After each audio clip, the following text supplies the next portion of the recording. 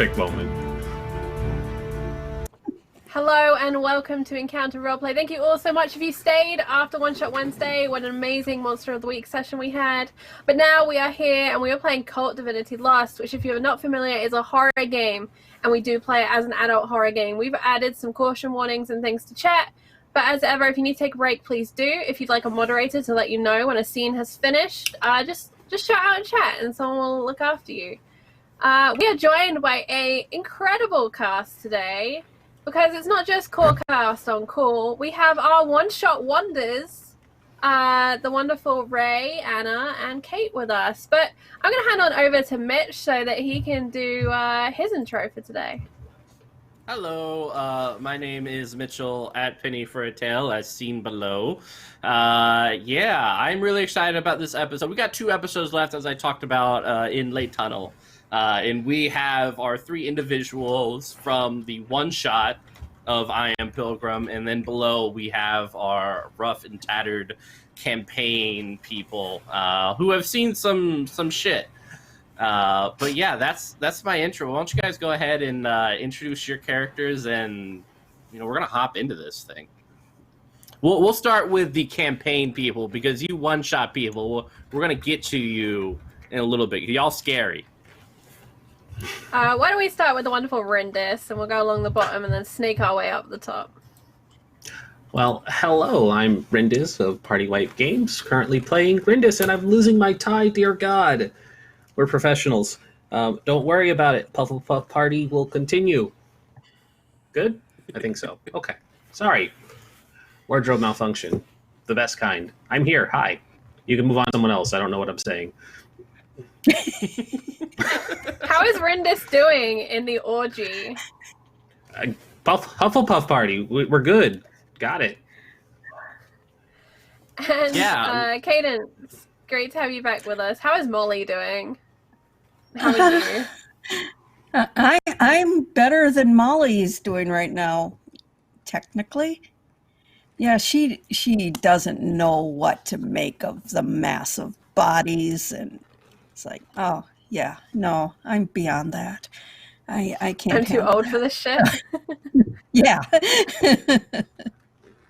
But otherwise, I love it. hanging in there. Sophia is ripping parts of people out because she needs more power, because she has a plan. I do have a plan. I don't know if it's going to work, but I need more power because I think, like a VHS tape left for you by a friend, sometimes you got to be kind and rewind. And she wouldn't mind a restart on this one. But Anna, welcome. How's Neve? Hey, Neve's, I guess, just about as good as she's always doing. She ate a footlong the last time we were all together, which was delicious and creepy at the same time. But she's doing okay, staying out of disturbing bodies of water for the most part. And welcome to Kate. How are you doing, and how is Deet? Hey everybody, I'm Kate Madison, or Actors at Work on the socials, and I'm playing Deet. Well, I'm doing okay. I'm kind of busy at the moment with stuff. I'm doing a course, like I'm learning something in real life rather than just playing games on Twitch, and I can't handle that. I'm like educating myself, and I'm like, this is too much. Can I just play games on Twitch? But generally I'm good. If I yawn, I apologize. It's late here, and it's long days. Deet's probably also pretty tired. Deet, it's been, is it 3 years since our one shot? Yeah, so I am not completely sure what's happened in that time, but it's probably felt like quite a long 3 years to still be around. Deet at the end of the one shot thought that the Reaper was coming for her. So the fact that she's still around 3 years later is an interesting one, and probably has been playing on her mind quite a lot. Right, it feels like it's been a million years since I've seen you, but I'm so excited to have you here. And how is Fiora doing? Oh, it's always good to be here, and it's always good to see you, Charlie. Fiora is doing okay. I think she was slightly humbled for about a year after the events transpired, but knowing Fiora, she just kind of circled back to the same old shit that she's been up to, dealing and wheeling and causing chaos and trouble, all for the sake of things to perpetuate herself and her wants and needs. So I think she's very enveloped in herself right now and doesn't even realize that shit is probably going to happen to her again. I think she tried to forget everything, to be very honest, and just occupy her time as much as possible. Well, before I forget everything, I do want to shout out our sponsors today. Of course, Helmgast, who produced wonderful Kult Divinity Lost, which we will be playing and trying to survive. It's an incredible modern horror. If you like angels, demons, darkness, and what lies beyond, check it out. It's a great time. Also, shout out to Modifius, who sponsor our Star Trek show. They also produce a whole range of RPGs. Dishonored, they recently announced Dune and Fallout. And they also distribute things like Tales from the Loop and Kult. So please go and check them out. They're wonderful. Shout out, of course, to World Anvil as well.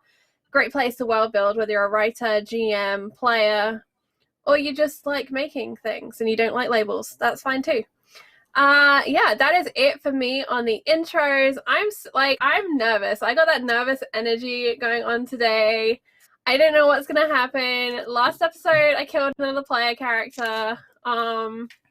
But I do want to say we're at 10 retweets. We're heading towards Nightmare mode. Thank you so much for that. We've done our first giveaway of the stream. If we can hit 40 retweets, we'll give away a second copy of the Kult Divinity Sin. Divinity Sin?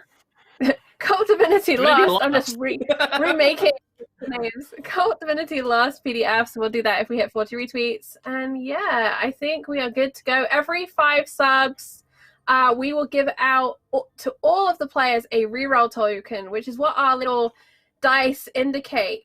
The bad dice, however, indicate how quickly Mitch can ruin our lives and make us roll either in Nightmare mode or 2020 mode, which are kind of house rules for us. But Mitch, I'm going to stop talking. I've waylaid and held off and done my best to stop this from happening, but I think it's time. Why don't you take us back to Limbo, Mitch, or wherever it is we may be? Limbo! It is a joyous time under the dark mist of this particularly old and decrepit Japanese palace with its old red tiles on the roof in orgiastic, crumpled up figures kind of exploring each other's orifices through the mud and the various fluids that are being exchanged over this kind of ground that you are stepping over. You can partly see Rindis in this muck coming up and down like probably like a little dolphin, you know? But yeah, it is Sophia and Molly. Unfortunately, Dom's body has kind of melded into this mud of exploring bodies, never to be seen again, as Sophia seeks more power and maybe a little bit of affirmation that she's worth more than this. But you are following an individual, someone who let you know that someone of particular interest would like to meet with you, someone that Dom had a relationship with, and hopefully it all works out.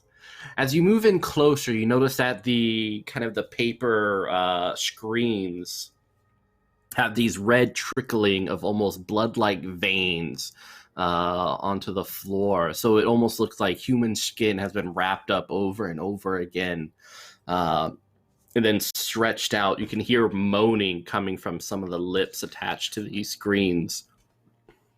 And just beyond it, as the screens open up, you see a elegantly beautiful woman with gray ash skin.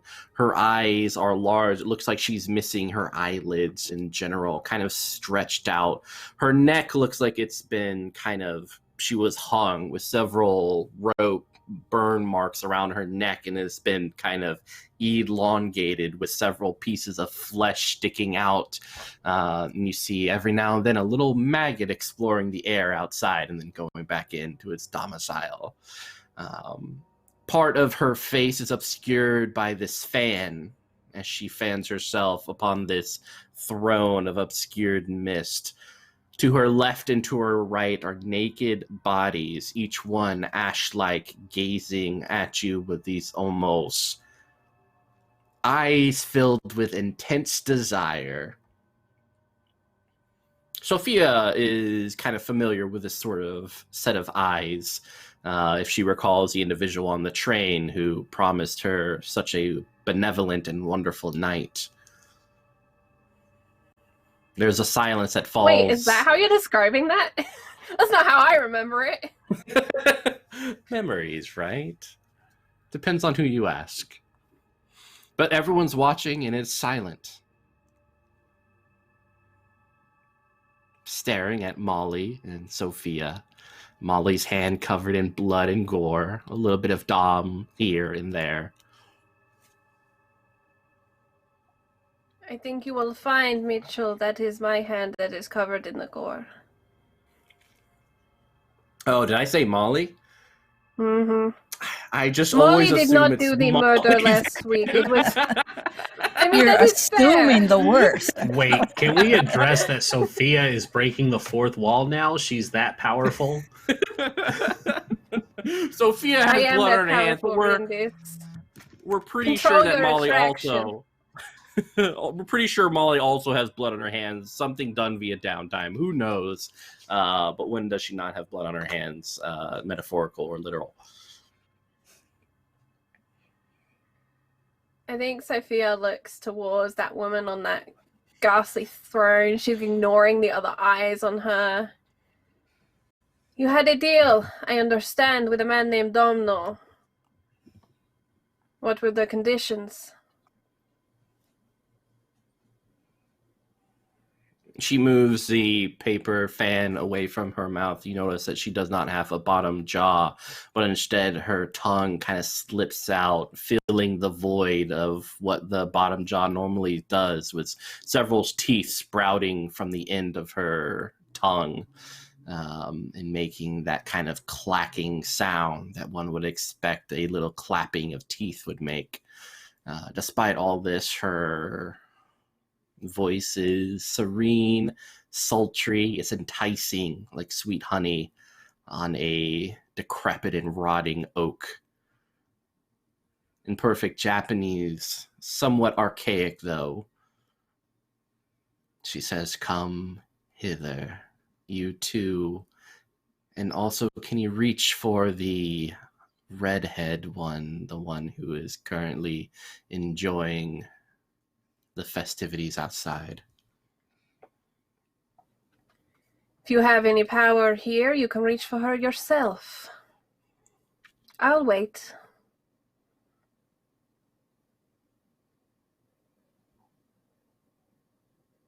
Sophia stares, like, straight at this thing. She has hit the I do not give a shit how horrific you are point. I am more horrific, don't test me. Endure injury at a -4. No! Oh. Am I still as injured as I was? Mm-hmm. Life has not gotten better, nor will it. Life's not getting better. Alright, this isn't a disadvantage roll though, so I think I'm fine. Endure injury at -4. Oh, that keyboard isn't working. Let's use this one instead. 10. Ooh, excellent. Boom. So I can choose throws you off balance, you lose something, or you receive a serious wound. Don't give me another serious wound, bitch. I don't want it. Now, I think I know what I want to take. Yeah. So as you say this, you feel the bits of your flesh kind of retreat from your lips. You know, that little bottom lip just kind of starts to tear, and you feel the blood start to spittle and sprinkle out as your bottom lip falls off. And she stares at you. Molly turns And around and goes for Rindus. Sophia is going to spit that spit on the floor. She's not dribbling for this bitch.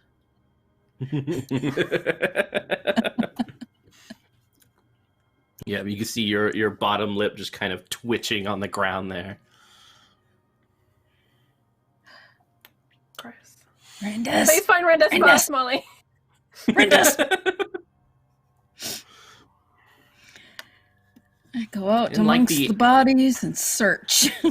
Yeah. Like the elegant dolphin that Rindus is, you are able to see her flop up and out, and you can grab her as she enjoys several hands and feet guiding her way through. Yeah. Molly, hi. Were you coming in for a dip? No, you need to come with me now. I mean, It's if we go important. into the It's pit, very that wouldn't be a important. problem. It's Oh, very important. You'll like this. You'll like this very I much. will. Even more than you're going to. You like what you're doing now. Yeah, really. Yeah. I do. Come. Yeah. Okay. Yeah, Sure. Yeah. Okay. Where are we going? follow me. This way. Okay. Right into this little building thing. And she won't bother to cover up. There's no sense of modesty here, I'm assuming. So she just heads off with Molly. You don't look very comfortable like that. You should get more comfortable, Molly. I'm very comfortable. Yes. I'm fine. Everything's fine. All right. No, that's fine. Consent is important. Where are we going again? Right in here. Right. Yep. Sophia's in here too. We follow. And she'll probably just take this off because I hate it now. It doesn't want to stay on.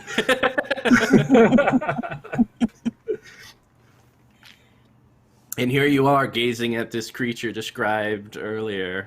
There is a little bit of lip on the ground, a little blood-soaked rice mat just below it, and looks like Sophia's missing something that she likes. Yeah. Sophie, I know she's jaw-dropping, but contain yourself. Haha, Rindis. Haha. Spits again, because that's what happens. You have a hole in your face. Rindus will go over and pick up the lip and just kind of walk it over to Sophie. Molly said this was something fun. What's going on? I may have lied. You lied to me? We are making a new deal, Rindis. That is what is happening. Wait, we Although made a some deal? people are stalling and throwing their weight around. Oh, what kind of deal are we making? Well, the person who brought you here is no longer present at the moment, so you three have to establish something that I want in order to escape from this place, lest you become a part of it. Would Arcane Researcher trigger for this? Yeah. And it'll get me some information on who I'm dealing with. Let's see here. I think I already benefited from Thirst for Knowledge, so I won't call that one. I think I did that last Yeah, whatever session. thirst you had, you just quenched it outside in the orgy. Basically. Alright, where is it? Basically, it's just a have I read about this entity before, is what I remember. While I try to find it. 119.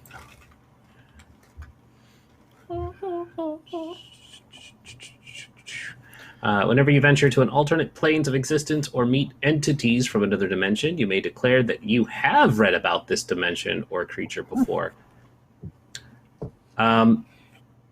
Ask the GM what you learned from past studies. What has Dom told me about this entity? I figured that would be where I would get some information. Yes. This is Yoko Sakai. She was a geisha in the 18th century. She is a dream princess, and she has absolute dominion in this limbo. Oh, wow. She Sophie, likes I think- sex, erotic things, servants, slaves, all that. Sophie, I think you've met your match. It's another princess that we're in front of. So we have to offer her something. Do either of you have anything to give? I have a beautiful new rib cage. And she will indicate Domino's rib cage, which I think she dragged in here and just like left on the floor beside her. Don't I'm worry. out of the loop. Why is Dom dead? Because I need more power. Okay, Molly Huddle. Yes, Rindus. Just huddle. What the fuck is going on? I have no idea. She just reached into Dom, through his wounds, and just went and yeah, that's all I know. Okay. I'm just trying to hang on here. Okay. I think I've got it. Break. And then they break the huddle. I think we can make an offer, a very good offer, if you send us back. You send us back to Elysium. Elysium is the main normal plane. If you send Would you like us, to go back? I mean, Do you not remember we left Elysium on fire? There's a reason we had that's to come true. That's true. We did. Rindus, think Okay. of another world. Let's not go back to that one. Most of us Let's are not go wanted back for to that murder. Well, I know the one I would want to go to, but I don't think Well, you do guys it. want to go there. Do it. I dare you. Can you send us to Metropolis? If you'd like, depends on what you're offering for payment. Sure. Well,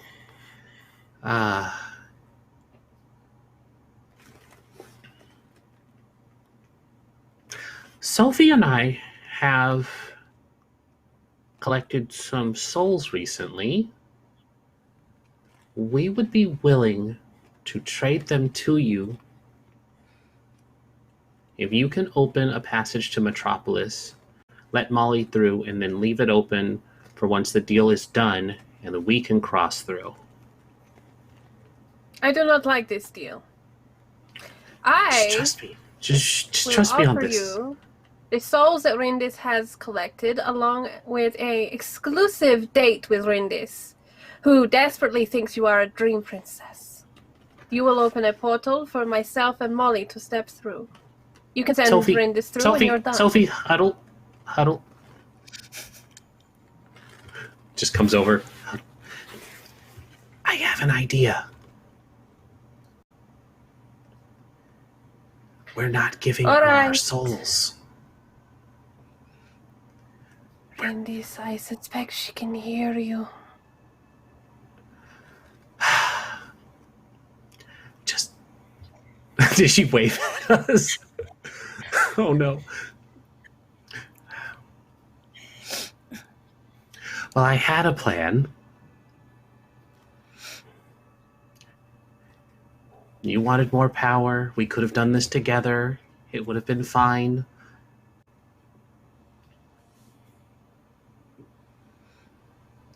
So she's not going to wait very long. 6, 5.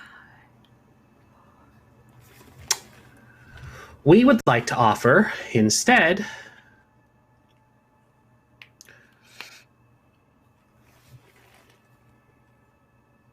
I have nothing. No, my plan is bunked.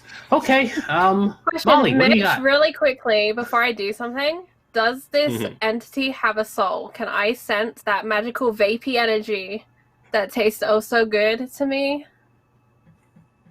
Yeah, I was Not just in going the to plan for us same- to... Not in the same way that the other things do. Mm-hmm. And this whole place is filled with souls. The walls in of themselves are soulful walls. Regardless, we're going to take a pause on you guys as you guys think about what exactly you're willing to part with. And I promise you, if it's not something good, something bad will happen. And we're going to go up to our beautiful one-shot individuals. Fiora, what have you been up to these past couple years, and where are you now? So, by my understanding, the things that we were working together on during the one shot have disbanded. So that charity is gone. Yeah, when you came Okay. back, Nurture Hope and Dylan, no evidence whatsoever. Okay, so she definitely would have, like, I think she would have skipped town. I think she would have relocated maybe a couple hours away, maybe a chunk of hours away, and tried to like reestablish herself. So probably take like the next year and a half doing that process. And then I think she just would have started right back up. She would have been hearing all the voices. She would have been, alone, dealing with a lot of like stress. So I think she just would have given in after a while to make it all easy on her again. And she's just been back at it, scamming and making people feel really terrible for no reason at all, just for her personal sake and benefit. Excellent. And how about you, Deet?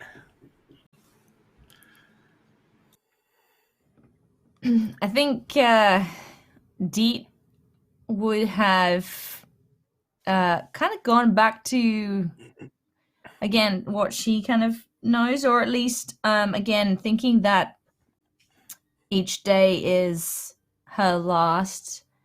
I think she kind of just hit the road a bit, with there no home essentially left here if the company went, and all of the homes that she'd been squatting in and stuff, or living in at least, if they'd all sort of disappeared, and everyone had kind of gone their separate ways, Deet would have just, she just started hitchhiking. She just kind of started walking and started heading in a direction and just hitchhiked. And I think she's potentially, she even like went a bit global. Like she just kept going wherever people were going. She was going. But with no real purpose.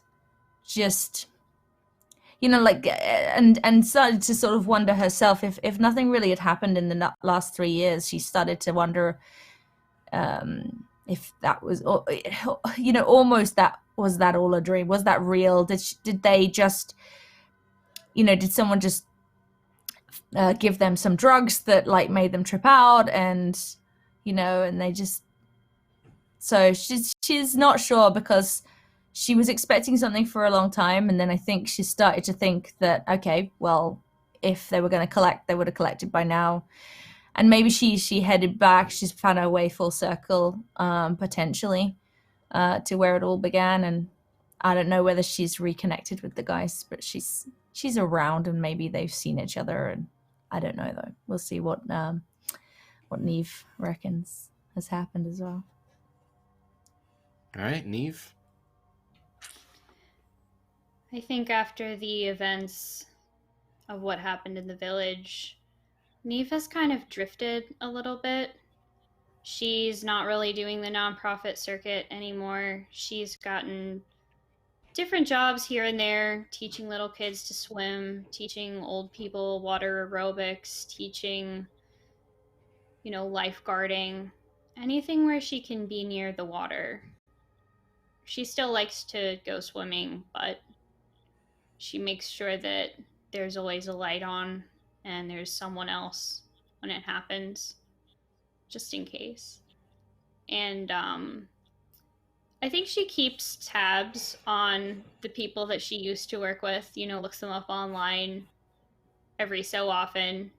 She tries to figure out what was happening with Dylan, and she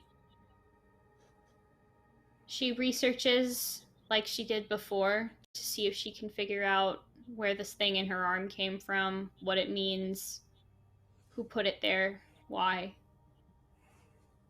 Excellent.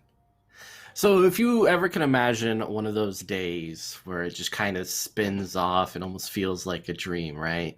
You're sitting there as a lifeguard gazing across the water to several individuals moving through the water. It is a typical day. The sun shines brightly through the glass of, let's just say it's a YMCA. One individual, an elder person, seems to be gazing at you and doing a backstroke, their eyes kind of following you up and down with this grotesque way that it feels like he's almost undressing you. Moving backwards, he starts floundering about, his head going below water, and then the panic starts.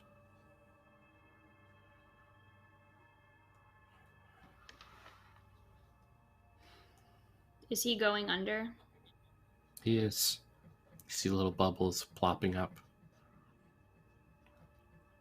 She'll slowly climb down from out the lifeguard chair and slowly make her way over to where the guy is. Slowly start to extend a rescue buoy. Yeah. You can almost see the little bubbles coming in less and less, kind of moving up towards the surface. If you don't pick up the pace somewhat, there is a very real danger that he may never come up or at least have some damage. She blows a whistle because they're going to need more than just one person to get this guy out of the pool, and then slides in to get ready to get the head back up above water. Excellent. This individual has long black hair. It's almost reminiscent of the pool back in the hotel. You can reach down to this individual, grab him by the shoulders and pull him up. I'll do that. Moving it up, you realize you were pulling up a corpse. Face kind of sunken in, eyes not there, filled with maggots, which have replaced and eaten the flesh around. The hair is long and black, grayed in some areas. There are lacerations all over this person's body, and the water surrounding you is this dark black liquid. Hair seems to encircle and wrap up around you. You can feel it in your toes, kind of grazing your toenails and fingernails. That slight feeling of something slipping under the nail, a slight pain.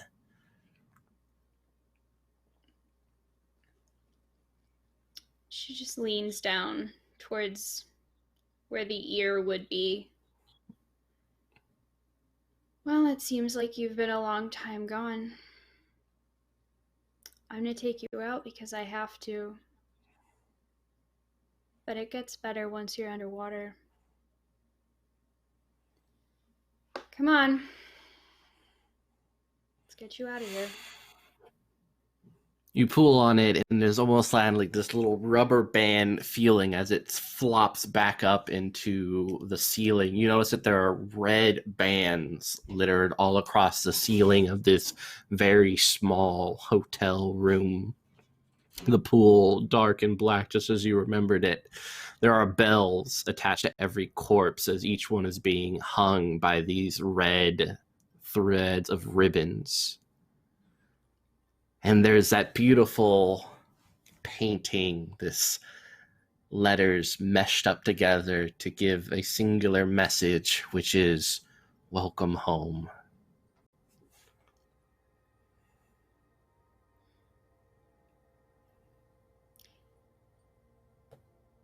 I'm gonna look down at my spot where the implant is in the left wrist and just sort of massage it a bit, reassuring that it's still there. And I'm gonna walk over towards where the welcome home thing is, get a closer look at what it's made of. Yeah, you kind of have to weave in and out of these feet, which are dangling from the ceiling. And if you've ever massaged something and had it massage you back, it's very much like that when you touch that little thing in your wrist, moving towards the paint, or hopefully it is paint, on the wall. You smell it's almost like rotten egg. It looks like these old, bloody, raw eggs way past their prime, kind of smashed against the wall and made to look like this. Huh. I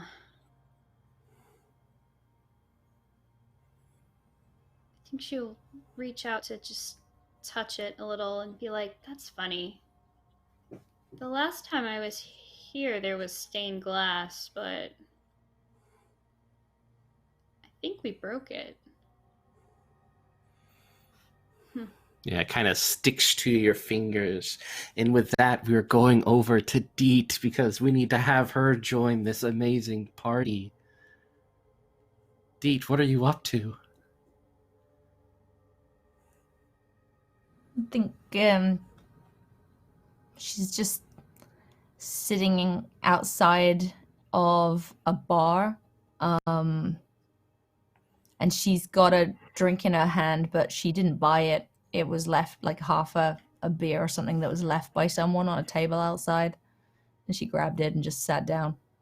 She's like sitting on the curb, I think, just watching cars drive by, and the sort of, and she's just kind of people watching, but not probably in a way that lots of people would. She's kind of looking at them all, thinking their stupid lives and pitying them a bit. Yeah, that's it. She's just sitting there watching the world go by. Excellent.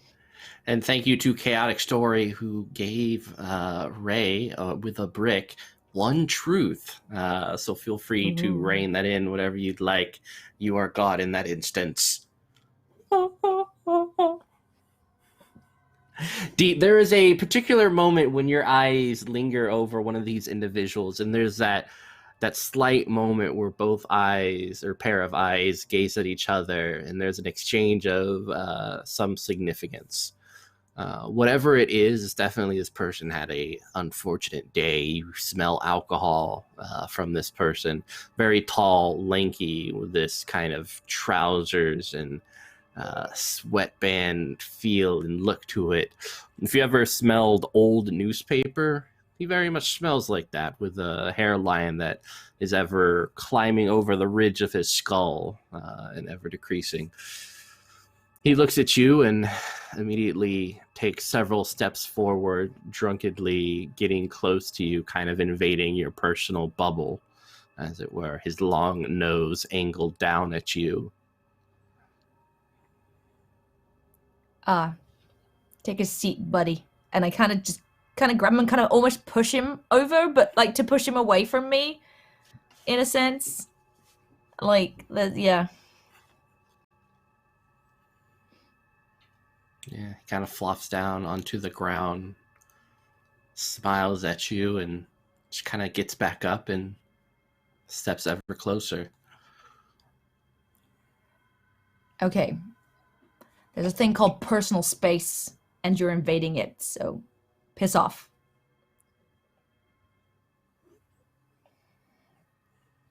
Does he move? He takes a step back. Why don't you go ahead and avoid harm, Deet? Okay. Oh, God, where's my dice? Kate, I will let you know that on screen you currently have 2 rerolls. Oh, I've put my VMix person And over top of I me. will- Silly thing. There we go. Yeah, I will let you know that I will be Ooh. using my little red dice over here and implementing D6s on you instead of D10s for this roll. For I am a benevolent GM. You are. The deal with the rerolls is that it is a reroll. You have to take whatever comes up, whether it's better or worse as well. Okay, right. So it's an endure injury or avoid harm. What did you say? Sorry. Avoid harm. Avoid harm. So Avoid you're doing harm. plus Roll reflexes. plus with the- reflexes. 2d6. Okay. Oh shoot, 2d6. Oh, okay. Forget that. I was rolling 2d10. Let me do Maybe that one again. day. I can be hope. Yeah. Okay. Sorry. Right. Where's reflexes? I'm blind. Oh, there. Oh. 6, 10.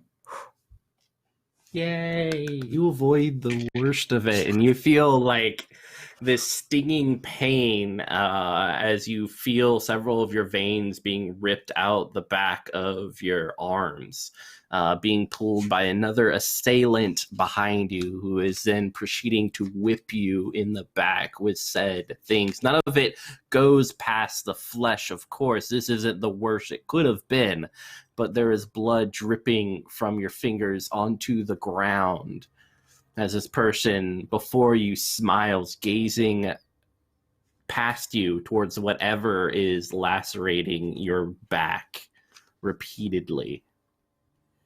I leap to my feet and turn around to defend myself from this. What the fuck? Yeah. I dropped Kind the of glass like as this- well. That absolutely shatters on the floor. Yeah, it shatters, and you're staring at yourself, just kind of holding several of your veins, blood dripping down onto the floor between you and your doppelganger. There's a lovely smile on her face. You took your time.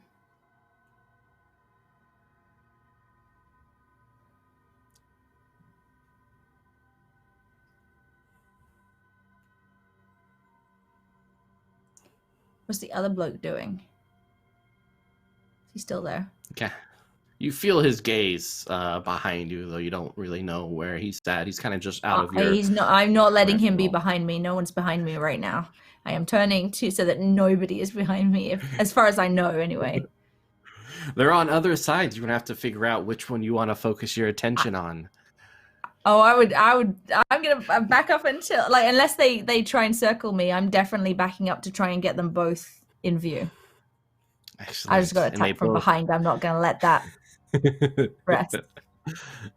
Coming into view, and you feel a slight tugging of your wrist as you look down. Several of your veins are kind of sliding up towards the sky and starting to lift you.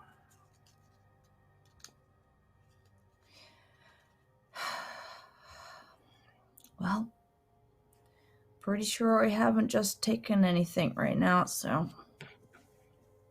Why don't you keep it together? 2d10 plus willpower.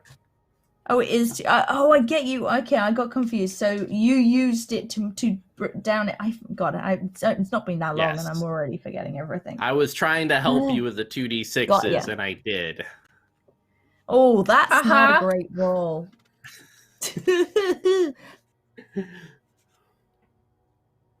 What'd you get? Keep it together is coolness, is it? No, willpower. Willpower. Everything is on the same place. Oh, my willpower. Oh, no.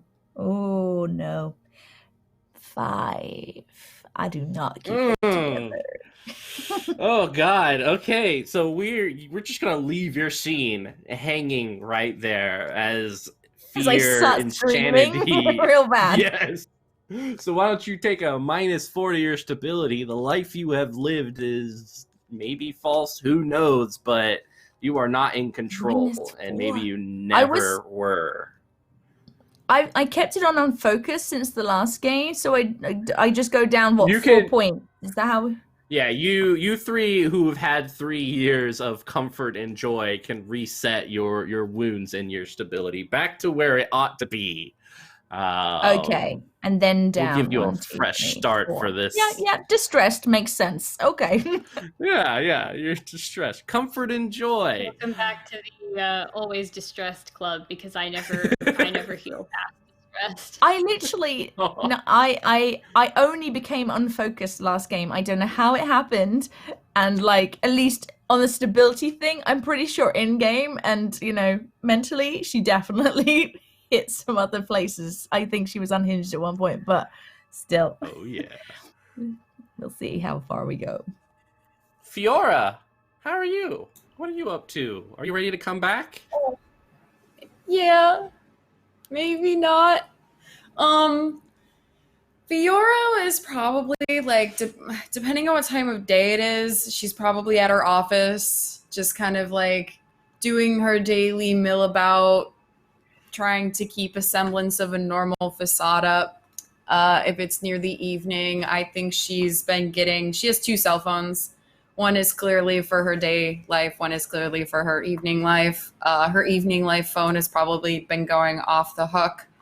And she's finally like probably locking up her office, getting ready to leave, walking to her car, probably at this point. Yeah, you recall that there was a particular issue with several individuals, your clients, refugees. Unfortunately, one of the little ones ran out of the house and is missing. So you're getting lots of calls about possibly staying at their place while they go look for their daughter. Your phone's just kind of ringing over and over again, but the place that they live is dirty, and do you really want to go back there? Who knows? But I leave that up to you. I think to deal with that immediate problem, she would just send one of like her henchmen, which are like her property managers, to go like deal with it, to see if it could be dealt with potentially before she went over, because she does not like interacting with her clients face to face at all. Yeah. Unfortunately for this case, none of your employees are available, or at least none of them are eager to fill in for this spot. It is a weekend, It is. That is exactly why she exhausts herself. I think she sits in her car and basically exhausts herself, trying to see if anybody can do this for her. But if nobody is available, she takes the liberty and I think she would, very pissed off, like kind of like slam her phone into the charging point on her phone, type in the GPS location because she doesn't even remember where anything is, and like tries to start her car to angrily drive off in that direction. Excellent. You have this feeling as you're driving, if you've ever felt little fingers dancing across your feet and then slowly moving up to your ankles and then your calves. It's very much like that as you're driving. And the weird thing about driving is you can't really see what's underneath your feet without taking your eyes fully off the road. You can, of course, make that risk, but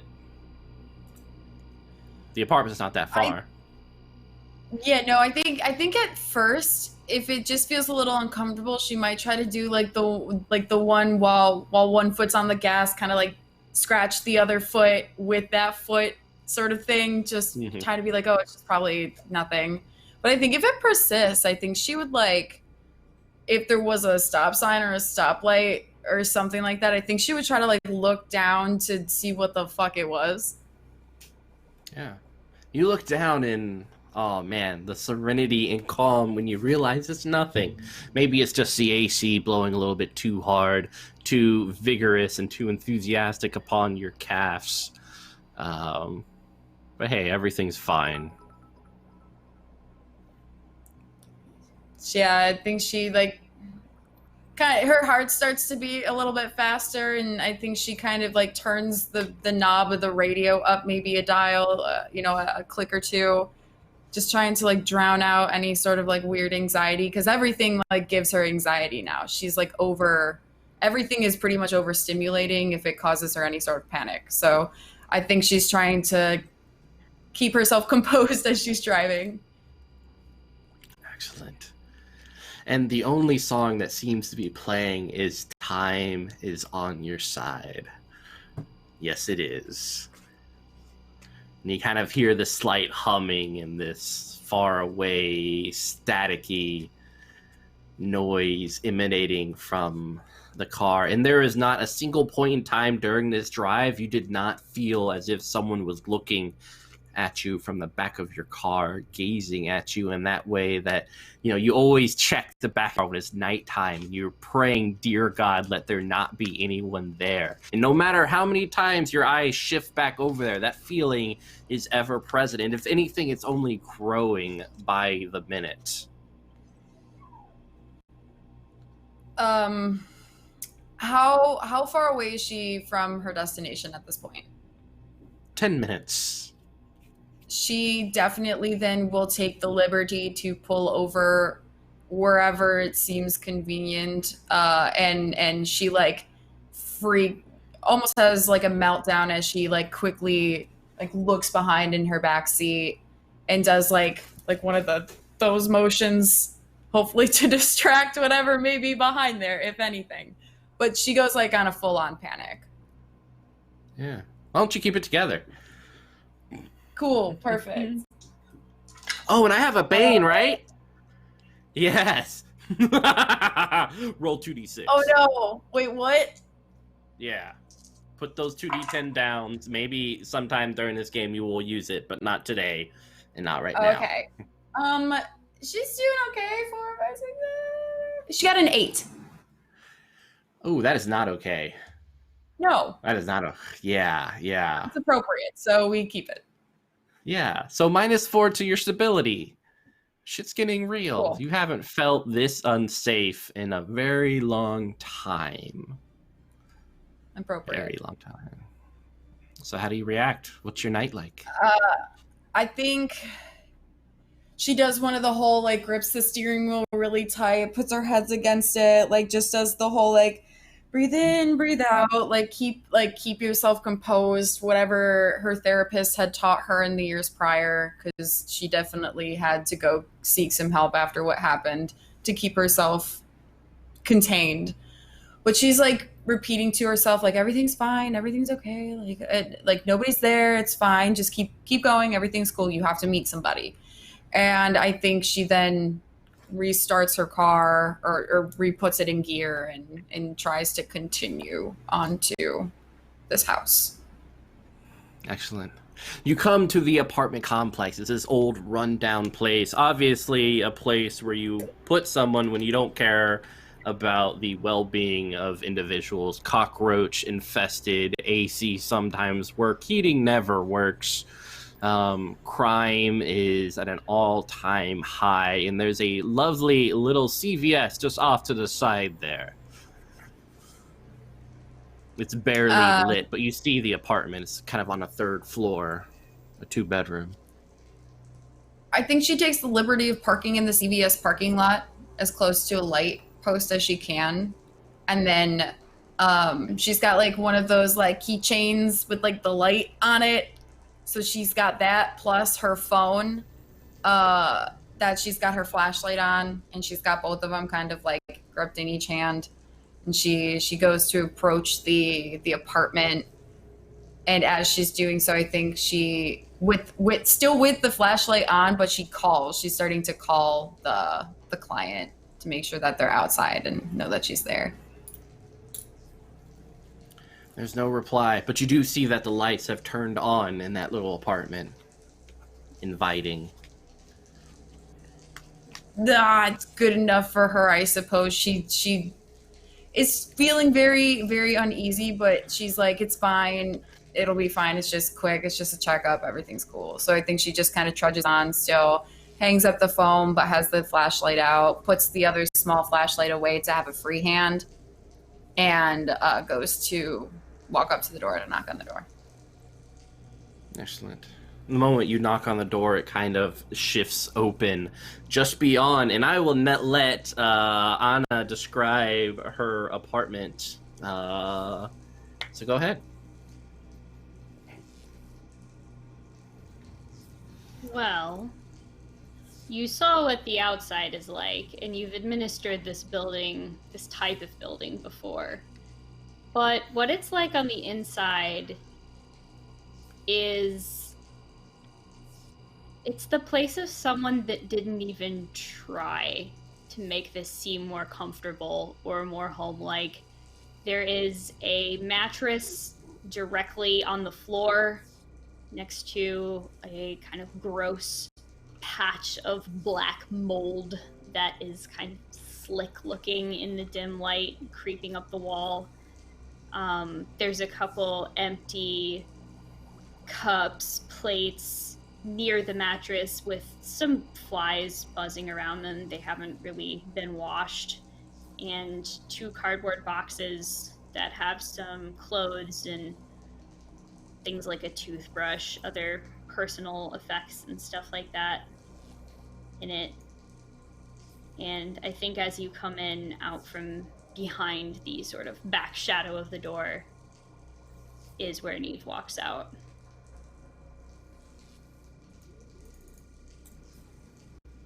Do you look different in any way that I wouldn't recognize you upon first glance? Or do you still look the same? Not really. Yeah. Excuse me? Oh, Neve? Hey. What? Do you live here? Yeah, this is my house now. Well, do you have roommates? Because somebody called me. I'm supposed to be helping. Distress. There's an instance, something going on here. I don't quite honestly remember, to be very fair, but I was called to this address to help.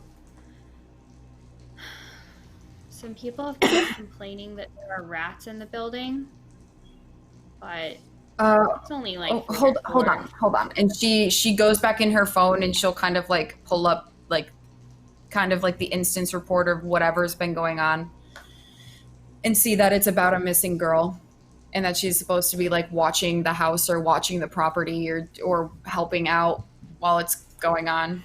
And I'll kind of just flash the phone to you, Neve. Little girl, do you have a roommate? Is this somebody's daughter that lives here with you?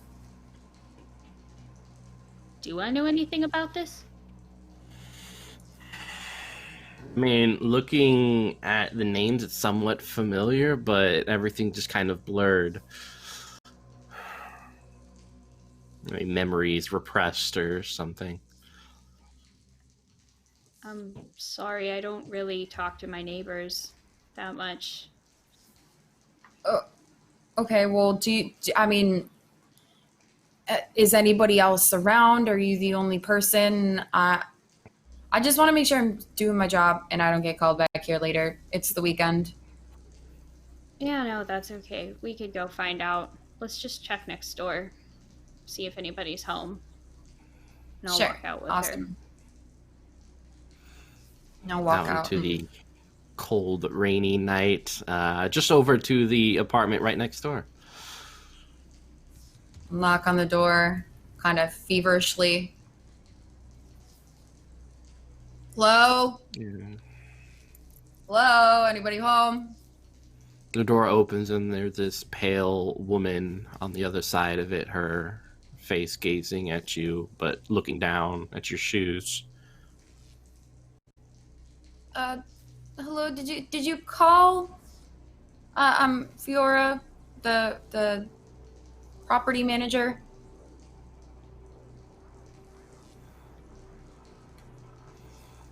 There's an instance about a girl She nods and opens the door. You see that the table is set, silverware, fork, knife, spoon set up on either side. These paper mache plates. She beckons If you in. you're having dinner, I can come back. It's totally okay. I look back at Neve. Are you coming with me? Because I'm not coming in here alone. Yeah. And I'll like kind of gingerly walk inside, making sure I don't touch anything. I just make sure that the door is bolted behind us when I close it.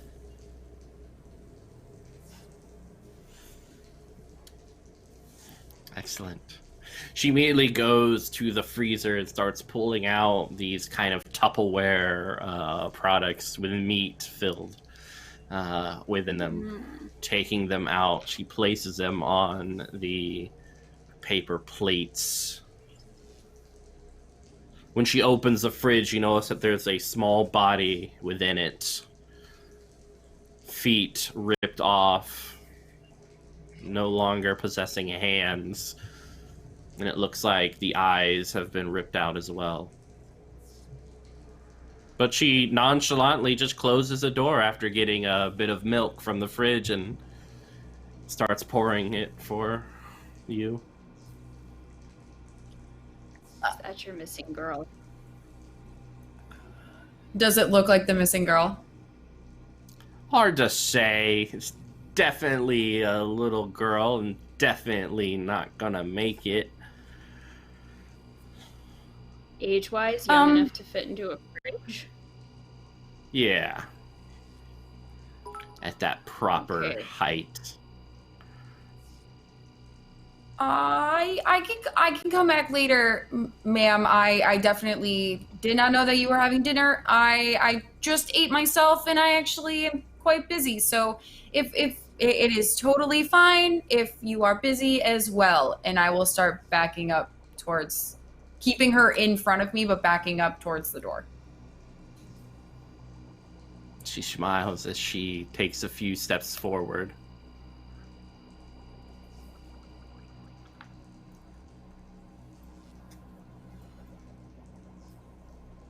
I just like look at her. Like I'm trying to read the room as intently as I possibly can right now.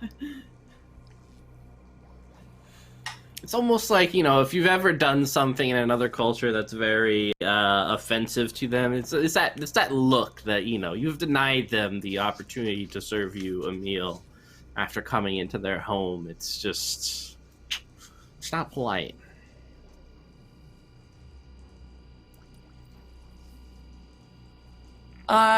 She drinks the milk. You see a little bit of the milk spill from her mouth onto the ground, running down her chin.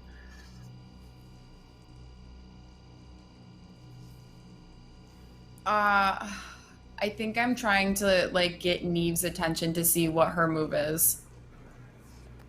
Because I'm not trying to cause any chaos. I don't know what this woman's capable of, but my bells are going off and I'm in full on panic mode. So I'm looking towards Neve at this moment to kind of see what her body language is, where she's looking, what she thinks she's gonna do. I'll walk up to the old lady, basically, like, try and move her over to sit down at the table. Just be like, what can you tell us about that thing in your refrigerator?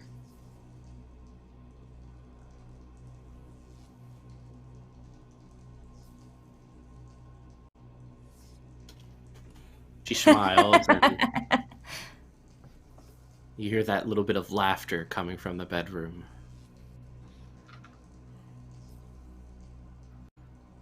She points to the bedroom down the hall.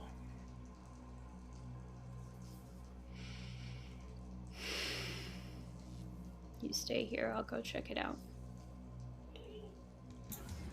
Watch the door.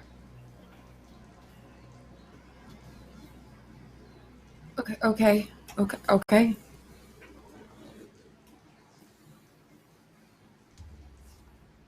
And I'll walk down the hallway towards the sound of whatever it is that's happening in the bedroom down there.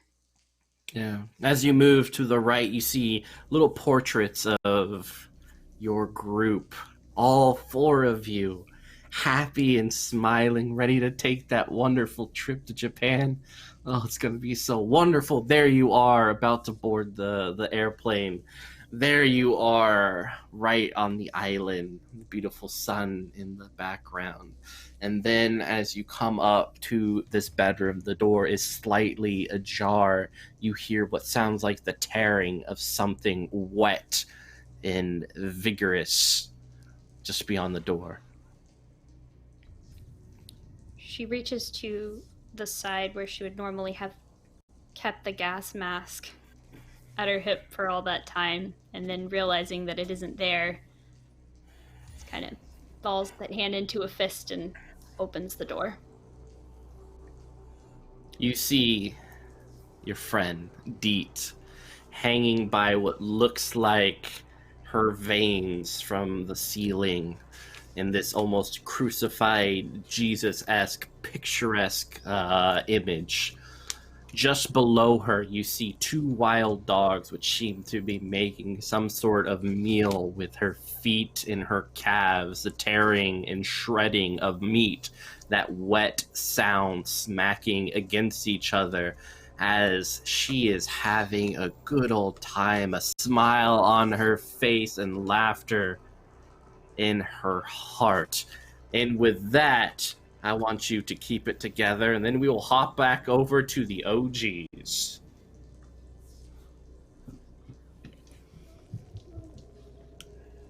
Let me find out what I add to that. Oh, do I have another Bane? I think I do, right? I got another one, right? Mm-hmm. Yeah. Someone's being so D6s. mean. So D6s. we unlocked Nightmare Mode. So yes, 2d6s, and I have a Bane. It's an 8, but I want to spend one of my rerolls to see if I can edge out something Go better. ahead. Exactly the same thing. 8. Looks like it's meant to be. Why don't you go ahead and take that minus... Oh, it's not for emotional trauma. -2 to your stability. Alright, I'm now anxious. Yay. That sounds fair. Yeah, this is an anxious point of time in your life. But yeah, we will head on over to the original. And do remember your truth, Rue, because it might be useful. How's everyone doing? Have you guys decided yet? Because I have given thee plenty of time. What are you offering?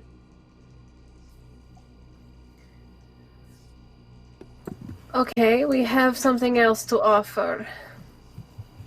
How would you like our friend Dylan? Is that for you to give? I have what's left of him. She extends a hand, clawed and wet, towards you. And Brindis will take the ashes that she had been holding on to since nobody else could while in prison. And she walks them over and just extends it out and looks up to her. Big fan, by the way. There you go. I know. Who wouldn't be?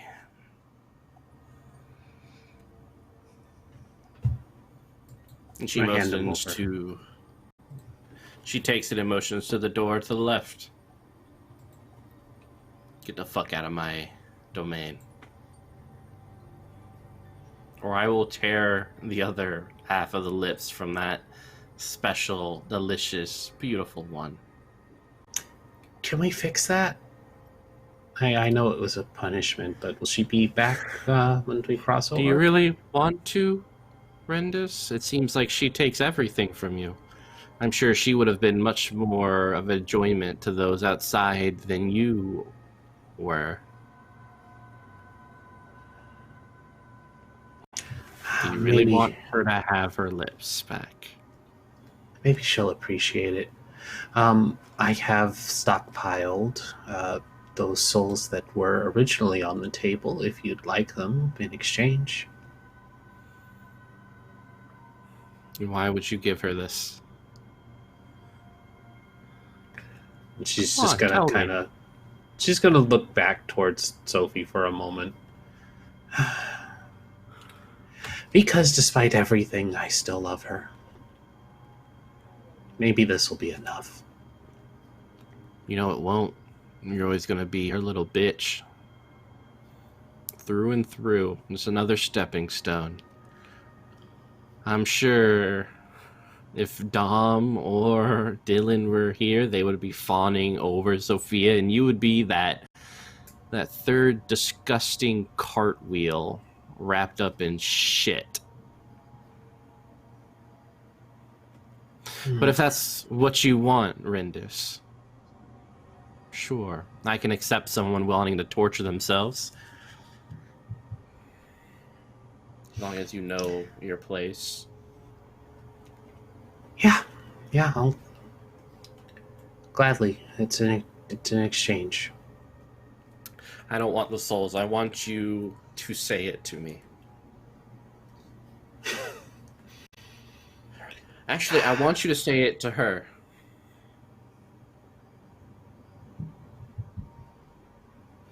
Rendis will turn to Sophia and just arms out. I'm going to heal you because I understand that I'm always going to be nothing to you. But you're something to me, and she can't take that from me. But I can admit this for her.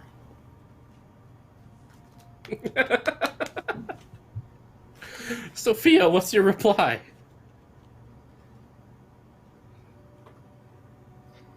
Rendis, you are never just nothing. Okay, But someone no. here will be. Sophia, when I put my hand up, you're gonna take this drama and you're gonna take it outside. Whatever words you are speaking from this point on, I know to be just sweet honey upon the decrepit, bloated, ugly corpse that is this redhead that stands before me. I would like if to you try and wanna- rip her tongue out with telekinesis, please, Mitch. Do I'm it! done. I need to go find the rules. I don't even have the rules. I'm just sat here suddenly getting angry. I just call my friend disgusting. I ain't We having were it, almost Mitch. out, Molly. We were We're almost not out. here. I now gotta go and look up telekinesis because I am mad. 'Cause you're being So mean. we have, and it's still nightmare mode, right? And I have a Bane, so I'm gonna use that on you too. Okay, Put it's you the in 2020 mode. 2020. Yeah. Alright, I think hold that'd on. be I'm just appropriate scrolling for here. telekinesis. I've got it somewhere. Why? Why am I like this? Why could I not just let her finish bragging? Right, enlightened abilities. Here we go. Here we go. Telekinesis. Where you at? S. I can do alphabets. T. Alright, I need to. You can move objects using the power of your mind, but the larger they are, the more mental effort is required. When you use telekinesis as a weapon, you perform the following attacks. Launch a small object, launch a medium-sized object, launch a large object. And I just decreased my stability, it looks like, Mitch. I don't have to roll anything, but I will roll something if you would like me to. Oh yeah, because this person has absolute domain. I need to figure out where does the goddess Sophia, where does she fall in the pantheon of power? So go ahead and roll your soul. It's not Sophia's strong point. Alright, 2d4 plus nothing. Oh, that keyboard isn't plugged in. I have to stop doing that. Sorry about that. I got two keyboards in front of me. 4. Wait, I'm gonna reroll. I'm gonna burn a reroll. The highest I can go is 8, but I would take something in that realm. 4. Wait, have I done this wrong? Nope. Why don't Last you reroll. roll it again? 5. That's it. I'm out of rerolls. That's all I got. Excellent. 5. Beautiful, wondrous times.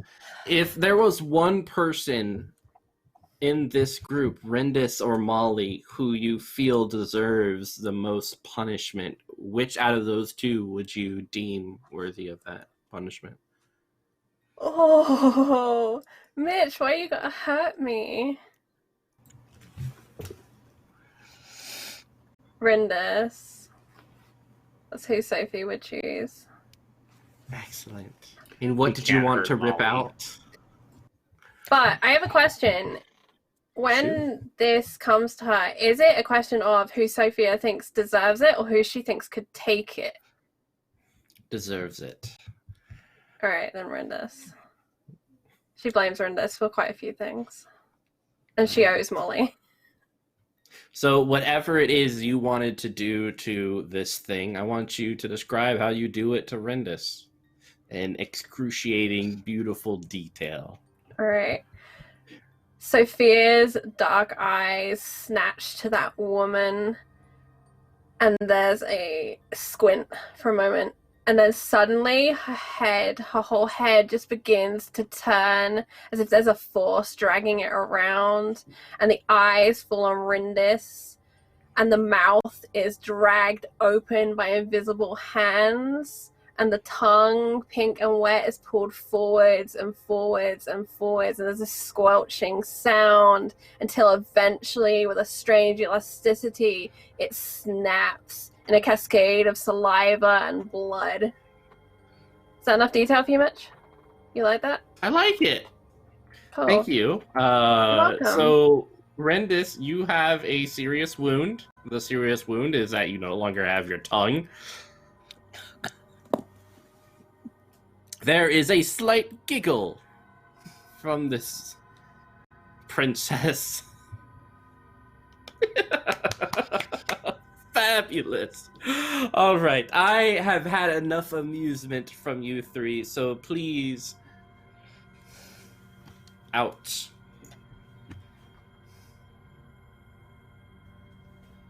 Rindis, go. Go on, Molly.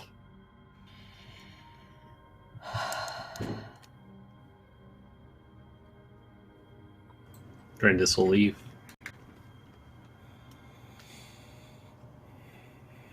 Molly's gonna pick up his tongue as she leaves.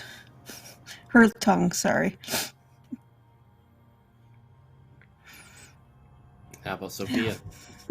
Sophie, anyone watching can tell she's trying to pull her head back to look at that woman to take a second shot, but the power just isn't there. And it's just this vibration in her head and neck until she gets through the door as she fights the entire way out. She blows a kiss as you exit this realm and enter into Metropolis. Before you, you see two towers up into the sky, dark with several flashing lights within it. Just beyond it, there looks to be some sort of volcanic mountain. There is a bridge between the two towers, and you hear what sounds like a delectable little laugh coming from the first floor. There's a thick fog rolling in around in a dirt-paved road coming up and down towards this hotel-esque looking place.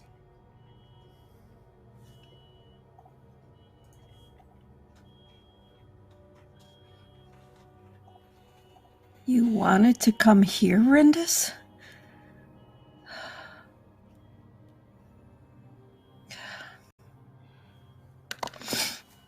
All right.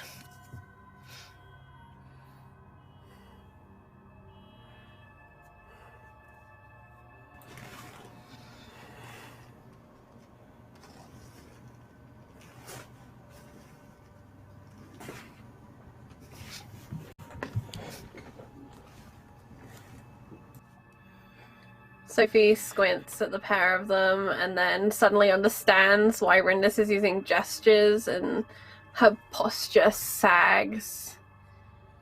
And she feels really deflated, and she looks up to the sky. And Mitch, what is the sky like in the metropolis? You can't see it. It's just kind of this dark, enveloping cloud of mist. There's no stars to tell you where is north and what is right. Just your own humanity and what's left of it. Sophie, can you fix her? I have her tongue. I don't know. I think maybe we can find a way. Okay. Maybe Rindis can fix herself. Enough time. It sounds so funny to think I'm suggesting someone can fix something like that, but we've seen stranger things. Yeah. We should get That's what I was inside thinking. before someone sees us.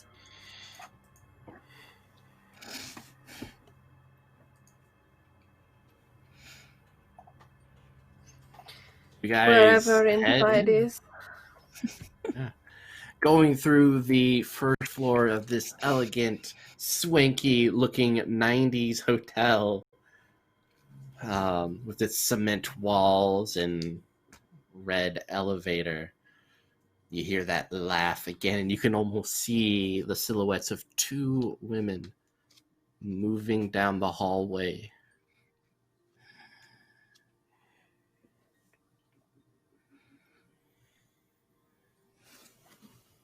Looks like someone else is here.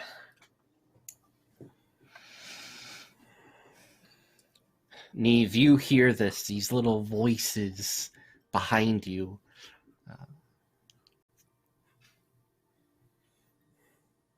But it's kind of hard taking your eyes off of these two dogs staring into Deet. That tickles.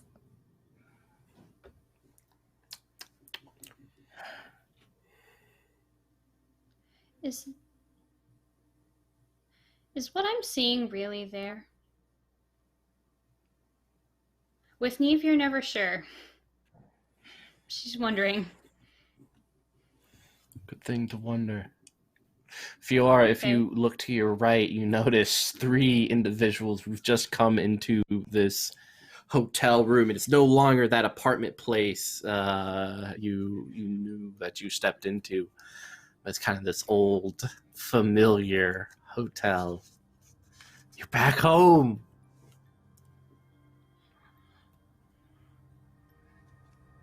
I'm gonna try and get deep down from the gross vein artery flesh crucifix thing. That's fair. That's fair. Yeah. Why don't you go ahead and act under pressure? Okay. How good am I at doing this? Not very. Okay. Are we rolling d6s still? Are we still in nightmare mode? Are we in nightmare mode? Yeah! Nightmare made 4 more roll. Okay. Anna. Why? Nightmare mode 7. for life. 7. Excellent. Deet, it is no longer funny. In fact, it's the opposite of funny as you are being ripped down, the pain like lava fire licking at your calves and legs as you feel bits of your flesh being torn off as your companion rips you from this crucifix. The dogs seem completely content with chewing on and eating bits of your calves. I don't think I need to let you know that you cannot walk in any way without a gush of blood being pumped out through what's left of the shredded waist down. Oh God. It's okay. It's okay. It's okay. Neve? What? It's okay. Fiora? It's okay. Oh God. Look at me. Look at me. Oh, it hurts so much. Am I in this scene? Yes, you down the hallway can see Neve getting someone up. You hear the laughter that has turned to pain. And to your right, you see Rendis, Molly, and Sophia. Each one of them covered in blood, except for Molly, who looks immaculate and pure. Except for the bloody tongue in her hand. Except for that. Yeah, except for that. I would like to introduce my truth.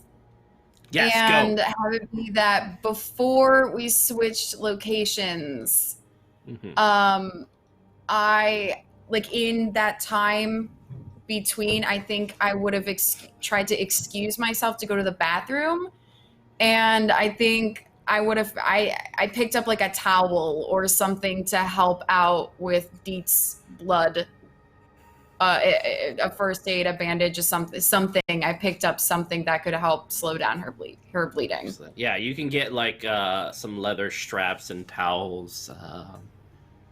I can easily cut off the blood flow and then I think as I'm like turning and see Neve doing this action, I think I just kind of launch myself into the room at that point and just kind of like wide-eyed look at everything and just be like, deet, and like kind of like fall forward and try to take the straps and take the towels and walk over and try to like hurriedly help as much as I can. Excellent. And also, I just thought of this. You get to keep your truth. I think what you asked is totally just within the realm of possibility. So you still have your truth. Okay, cool. Yeah. So yeah, you guys see Fiora.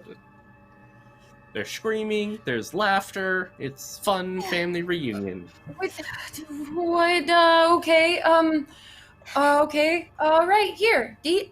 Okay, Deet. Try not to move. Try not to move. And I'm going to wrap one of the arms, and like as I'm doing that, I'm going to give the same equipment to Neve, and in like kind of motion to be like, follow me, follow what I'm doing, and we're both going to around her arms place the towels as tightly wound as we can, and then place the leather straps as tightly as we can, basically like creating like arm bracers for her.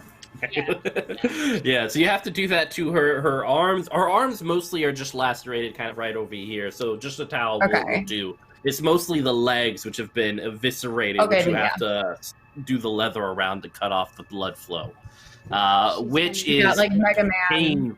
going on. Yeah. Mm-hmm. Mm-hmm. It is horrific. He's come for me finally. I thought he wasn't coming. Oh God. Who's after you? What is going on? It was real, right? 3 years ago, it was real? I thought it wasn't real for a moment, and it was. And he said he was gonna take me, that he was gonna kill me. That was the cost of us getting out. And then he didn't come. I thought he wasn't coming. Who said that? We don't have time for this right now. We got. Deet, we're gonna get you out of here, okay? It's fine. No one's coming after you. It's gonna be okay. It's fine. And I'm looking around to see, one, what is the state of the room? Like, is it a hotel room by all accounts, or what is in my immediate vicinity? You kind of have those thick windows that are commonly found on like the first floor of hotels. So it's kind of hard to see what's on the outside. But just behind you is the hallway with several hotel room doors that are closed. And then you do recall seeing the kind of entrance lobby with the two glass doors leading out to the sacred earth just beyond. But between there and where you are at are three fucked up looking individuals. Who the fuck are you people? And what happened to the old lady with the baby in a fridge? What a thing to say. Who the fuck are you?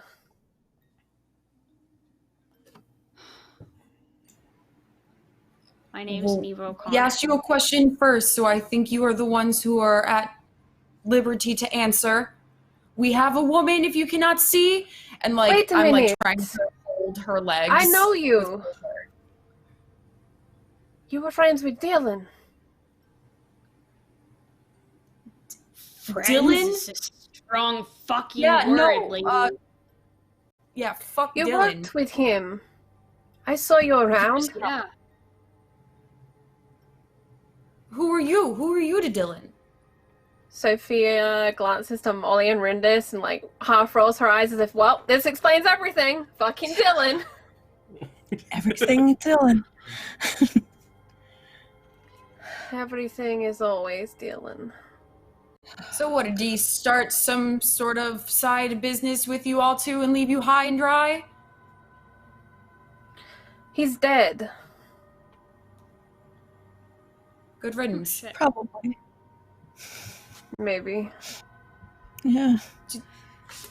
Did you? Okay, Did you before kill him? we exchange stories, does anybody have anything that could help her out? Please? Rendis will take out the first aid kit.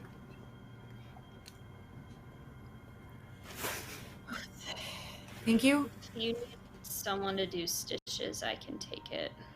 And I'll just work on making sure that instruments are disinfected, we get any major veins or arteries closed, do the best I can to bandage things in a sterile way. It is a mess. Yeah. Every bit of her is disgusting. Veins. It's a mess. But you do the best you can, patching things up. Unfortunately, there's no, like, pain medication whatsoever. Go ahead, Sophia. I was about to ask if there were any good drugs in the bag. Now I'm disappointed.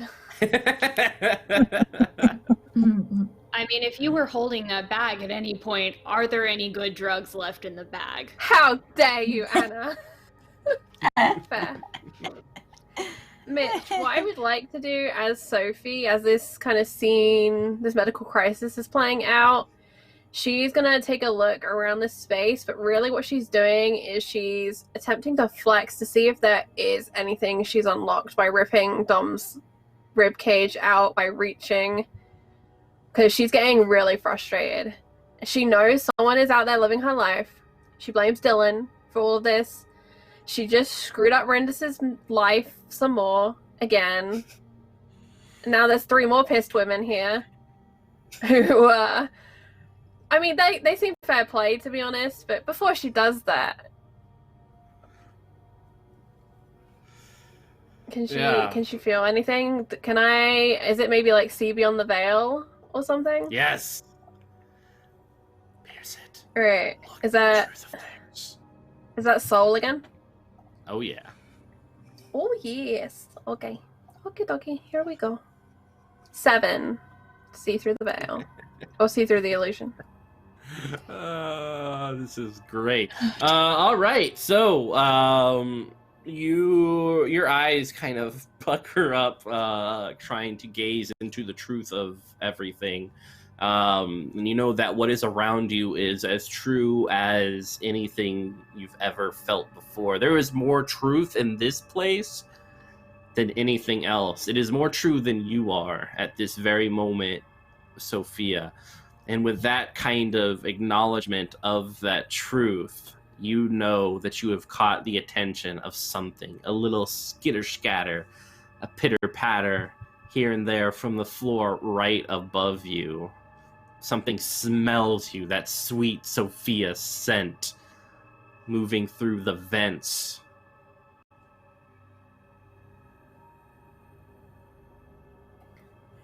I think her eyes will kind of gaze up to it, and she's just gonna try and follow it with her ears. And her hand shakes slightly as she realizes this is real, and she's now more alarmed for the injured woman on the floor and her friend Rindis and all of them.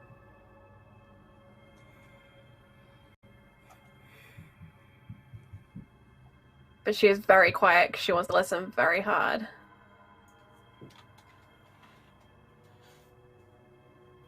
Fair enough.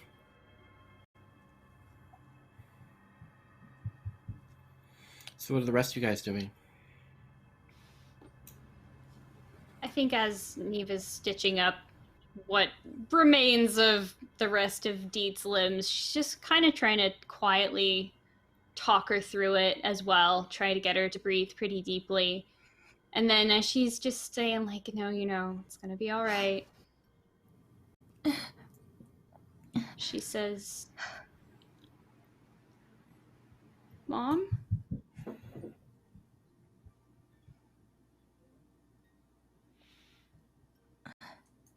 What? Mom, that was what he called you. Oh my God. Is that why we're here? Mom told me that we had to go to a hospital because there was something wrong and you needed surgery to make it better. Why did she leave us here?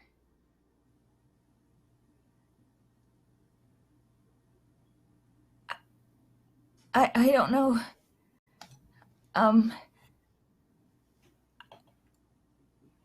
It was Joey. Joey was talking about Mother, and I grabbed it and used it to. He was out of it.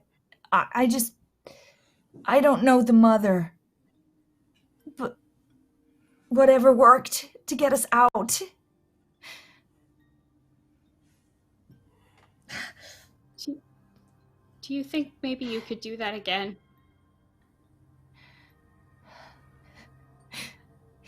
I don't think I'm as strong as I was then. But I don't know. I still have the necklace, so I'm gonna pull it out and I will try what I did before. What did I do before? That is the question. Are you summoning Mama? Oh, well, I don't know. She just said sounded like Mama was the cause of all this, so I'm not sure if I want to summon Mother. I want to call on Mother. I want to ask Mother for answers. I don't want to necessarily summon something if it is a powerful and dangerous thing. I want to ask Mother what's happening. Like, we need answers. You wanna call Mom, but you don't want to spend time with her, basically. Yeah. I mean, everyone understands that, right? I just need to check in. Are you okay? Yes, I have done. I've been showering. Okay, give me a break. Please don't come round. You don't need to come round and tell me. Yeah, exactly. Okay, Ooh, so 4 retweets till 2020 ritual mode. Ooh. Artifact. This is it. It was a soul roll. Yeah, that's right. It's a soul roll. Are we still on D60s though? No, but if you wait a little bit more, and if everyone here retweets it, I'm rolling. We're beautiful. I just realized I logged into the Roll20 so people can actually see the roll, which will be more exciting. So it is 2d10s. Yeah. 13. All right, a success with some complications. So, well, here's what I'm going to offer you for a complication. You're going to get your meeting. It can either be in person, or you have to go upstairs. One of the two. Which complication do you prefer? Sorry, it's one was go upstairs and one was what? Mama going to be here. Do you want Mama here with you, or do you want to go upstairs and talk to Mama with some distance between you two? Oh. What? Oh. Yeah. Would I be alone? Would I figure that I would be alone with Mama if I went there, but I would be with these people if she came here? Do I have any inkling? You can take them further upstairs. You'll just be leaving the first floor of the hotel. Okay. Come. Well, last time the hotel seemed to be an endless different set of floors that never got you out. So, she wants to keep everyone close and go to Mama. God. Mama. Excellent. All right, go ahead and describe as you start going. Are you taking the elevator or are you taking the stairs? Well, I'm gonna be starting to. Neve, we can. She's here. She's here, and I start to just drag myself along the floor. We gotta I'm go gonna upstairs. have you She's on a try bigger and give floor. you a little- It's, up. little bit of a piggyback ride thing going on here, Aw. and we can take Okay. the stairs. For emphasis, Like Yoda. can I introduce a truth that says there is a maid's cart in the hallway that I just completely steal and dishevel in the room, and we set Deet on the maid's cart? Yes! Yeah. That is my truth. But only It if there's provides a brown mobility stain on it. for the win. Yeah, it can be the nastiest cart, like a Silent Hill nasty Yeah. maid's cart. It doesn't. It can be a bellhop cart. How about that? It could be a nasty bellhop cart that we just kind of set Deet on, and there's a rail that you can hang on to, but it's rusty and gross, and it's probably got some slimy Love it. Yeah. doohickey junk on it, but it works. Some thick gunk on that. Appropriate. So, you guys all following upstairs. Deet?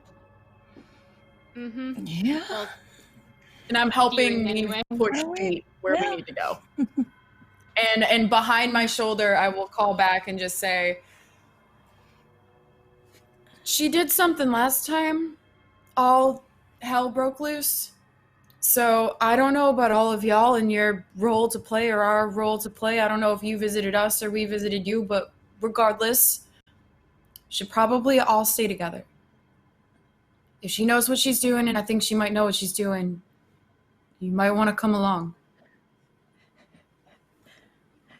Sophia, And I'll just- let's out this. So go ahead, Anna. plus, Mom can take us out of the hospital once we're better. If you want to leave, maybe she'll take you too. I think Sophia has a case of the giggles. This is all hilarious to her. The idea that hell could break loose at this point, the idea that there is anywhere for us to go, she's just trying not to laugh. And I think she's almost kind of holding on to Molly's arm as she follows along, but then the laughter fades and she becomes more serious as her eyes go back to the ceiling and she remembers something is here. Something is waiting for her. It's that ominous feeling. And it's upstairs. Yeah. Whatever it is, Mama, it's upstairs. Maybe it can answer some questions. Let's go upstairs. Does anybody here have anything left to lose? No, I'm serious. It's an important question. Generally, we talk to these people and they want to take something from us, so I'm very interested to know. Anybody here have anything left to lose? When she answers that question, do I hear anything from my friends? The mass. Do they respond? Your vision is always a little bit different, especially here. You're not here just with 5 other individuals. You are here with a mass of women gazing at you in their white gowns, each one eviscerated in different ways, blood dripping from different orifices, and they're a part of the scene, gazing and looking, each one kind of watching each of these women as you watch them too. And you can kind of hear the slight chant of "kill the bitch." Just, it's a whisper right now. They're not so excited, but that excitement is growing.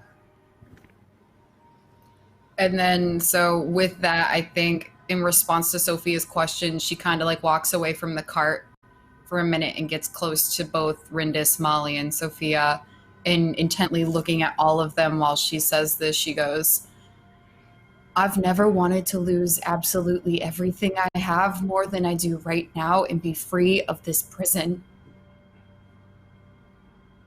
Whatever it wants, it can take at this point. I'm done. Time And to she'll go turn around. upstairs then. She'll go back to pushing the cart with Eat.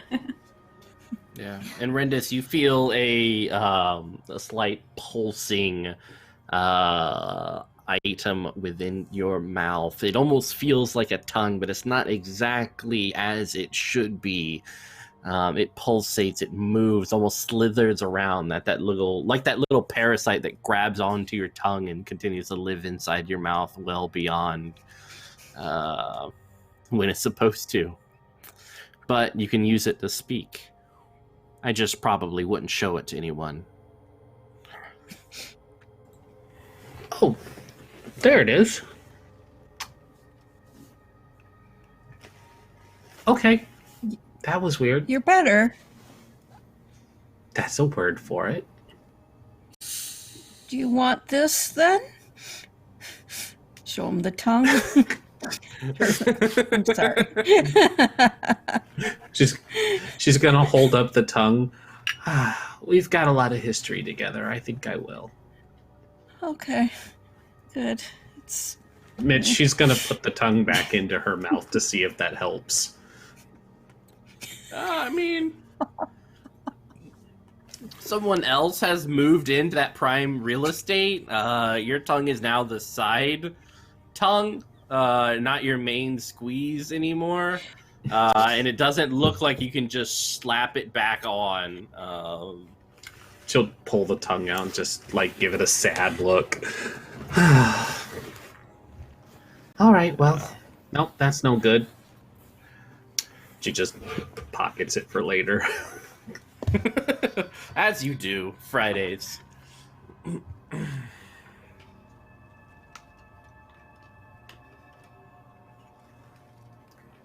I imagine that we ring for the elevator since we've got Dee on a cart.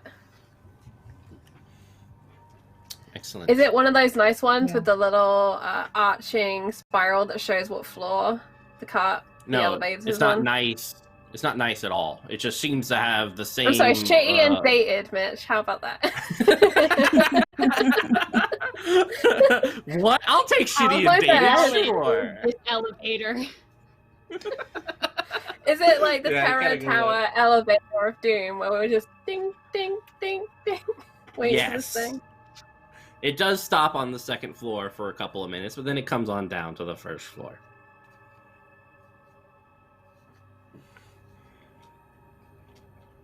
Just Doors There. get stuck partway. Yeah. You have to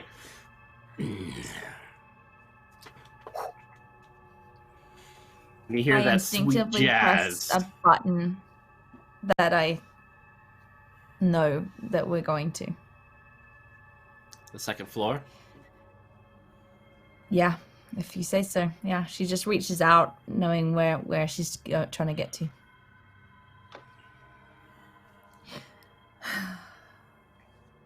The doors close, and you guys are now in this very compact spot.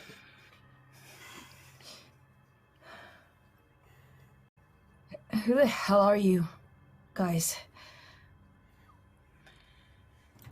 We worked for Dylan. We were his friends too. Weird that we've never met each other. yeah. Oh, we haven't been worked after for him my in like time. 3 years. How long have you known him for? Since college. Few years, yeah. Wait. Since college? That's when I mean, I don't know about them, but I met Dylan in college. Did you know Domhnall?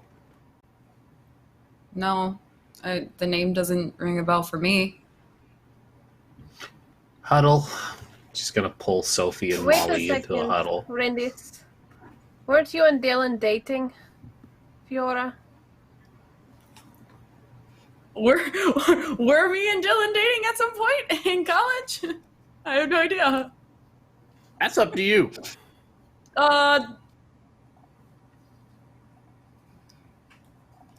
There was a brief stint. I don't know if you would call it dating, but we knew each other for a while. Sounds Kept in familiar. I'm contact. so sorry for your disappointments. It sounds by the story here that I'm sorry for yours as well. All right, there goes the multiverse theory. There goes the everybody here had sex with Dylan theory, because I sure as fuck didn't. Hey, me neither. No. High five. Awesome. Cool. You can get that out of the way. Right. When was that a theory? I don't know. I saw it in a movie. How- one You time. just want to have sex with Din and Neve? No. Hasn't no? Okay. Everybody? Oh, Further okay. from the truth. So then, okay, Hey. so all right. Cart girl, how What? are you doing? Fucking fantastic. Oh yeah. I can't walk. I'm bleeding a lot, and we're about to go talk to Mama. I thought this shit was over. Well, I'm I mean, great, I didn't have Peachy. a tongue a few minutes ago, so it might improve for you. I have one now, and she stares at the tongue that Rindis is holding. How are you talking? Pocket, but Well, that you were. Yeah, okay. Well, it says at your pocket. magic. Okay. It's a long story. You can't make me make my legs work, can you? No, the one who could have done that, well, he's not all together right now. Yeah. What happened to him? Chest I burster. stare at all the blood all over, especially Sophia, probably, and kind of just contemplate Yeah. what happened. Arm deep Right. blood. Chest burster. Oh, watch out for this one. So You do that who's to your this friends? mama? Change subject. All load into We've- the elevator. Yeah, in the Yeah, elevator. like real close. That's over the elevator music. Like, Everyone's doing that thing where everyone's got their backs to each other out of politeness in this tiny Yeah, 6x6 box. Molly, I think we've heard that before. I think I have. The babies outside the. Is it the same one? This wasn't like a spider lady, was it? Oh, fucked up demon children. I don't know. Didn't see it. I- That's a question for them. I didn't really see it. I just heard him call it Mama. Who? You know, Him? please call Him? Who? Mom. Him? Who? Dylan? Oh no, Joey. We lost one. You're too. missing. Huh. Yeah. We didn't lose ours. What happened to yours? I don't think we lost him either. I think the world just happened. Free-spirited kid, to be all entirely fair, had big dreams of being photographer, big shot guy. So he probably just moved somewhere. Probably okay. You haven't heard from him Probably in a not. while? No. And Probably Neve? dead. Deed? No, No. I haven't seen any of you for ages. I only just returned home. I looked you guys up. Probably dead. It's not stalking if you know each other in real life. And we know each other pretty well. at this point, I think. My stalker knew my name and a lot about me. I would still say he was a stalker. It's valid. She brings up a good point. What are your names? Neve. Or do you like Okay. Cart Girl? No. Deet is better. Neve, Deet, and you? You're Fiora. I already know that one. Sorry, reality has been complicated lately. And you are?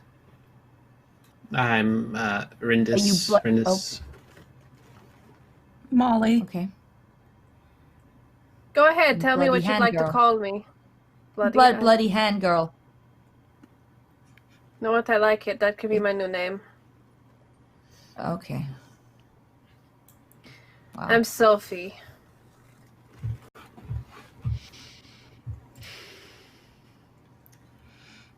Maybe. You're Sophie. Should we be worried that you don't know who you are? No. It's not on the list of things you should be worried about right now. I know who I am, it's just other people get confused sometimes. I can vibe with that. So we go Everyone see roll Mama, willpower. we get Deet patched up, and everybody rolls willpower. Hold on, let me go and check the retweet status, because we were like I was one gonna away. say, We're we're like, Oh. still one. on D6s. Oh, we're still one short. Quick, everyone roll All right, willpower. roll 'em before I it's got too it. late. I got it. Hold on. Do What's something. Willpower. I already rolled. Oh, I defy you, 14. Why do you Oh. guys Oh. okay. Whoa! Can, Wow. That's Charlie, a can I an use- awful roll. can I I got use an my 11. rerolls on these people? Yes, you can, Mitch. You can. Excellent. Everyone who Do I have a reroll I can use? Yeah, What? Oh, we're All not right, meant to hold on. succeed. Okay, well, I won't bother. I won't bother One at a wasting mine then. time. What, One at a wait, time. what Let's is do it this way. As I complicate everything. So what are we doing? Mitch, what is so a first success? Sophia. A Sophia rolled a success is 6. anything. Sorry. Yeah, 15 or higher is a success. It's a full I success. got 11, so nope. Okay, so you're fine. Did anyone get 15 or higher? Cadence. Molly and I did. is- Oh no, no. 14. Just Molly. All right, Rendis, you're fine. Molly, reroll. am I rolling d10s? Yeah, you're rolling d10s. I'm not throwing you Okay. into the I'm 2020 just- mode, just- not yet. He's not being mean or anything. Yeah, I'm reasonable. What is Ha! this? Ha! 15? Reroll it again. Make him use all of his rerolls.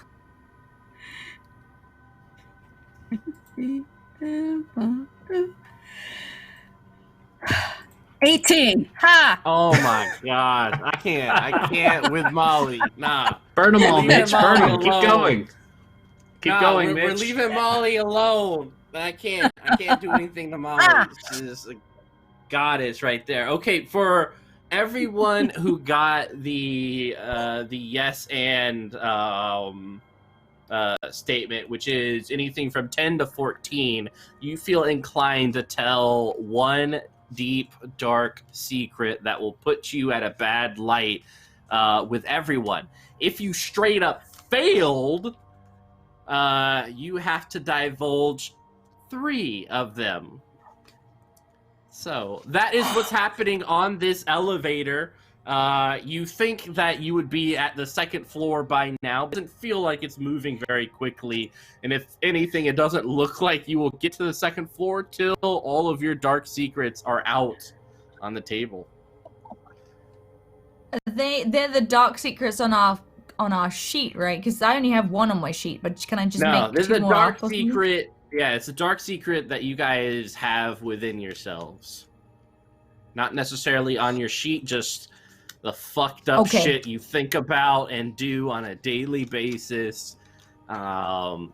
Sophia, I think you should go first. I think you have lots of examples, and I think you should go first. That's me though, but you know. Mm-hmm. Go on. All right.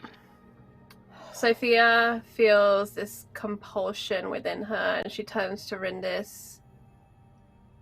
I am fed up with the fact that you never really see me. You just see this perfect person that you want to love you.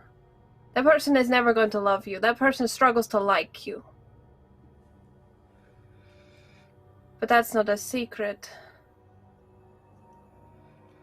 Secret is, Rindis, some days I really, really hate you. And I would be very happy to see you in a great deal of pain. And she turns to Molly. Hold on, Rindis, keep it together. That was soul crushing. Yep. All right, here we go.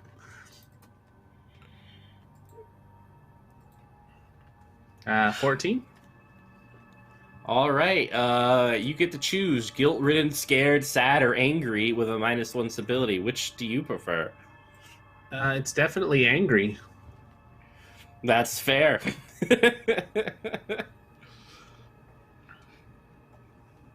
All right, Sophia, please continue. She turns to Molly, that same dark compulsion still surging through her, and Molly, you know, I confessed something to you that I felt awful about, but ever since, I've decided that if you threaten me again, I will kill you. And I want to be sorry. Because I've come to the conclusion that sometimes I have to choose myself.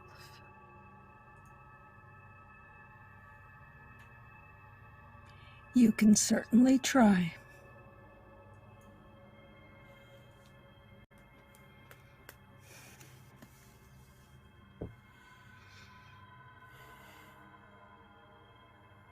She looks at the other three women. I don't give a shit about any of you. I am going to become a god. I am going to reset the world. Because I am done with this bullshit. And she slams her fist into the floor keypad.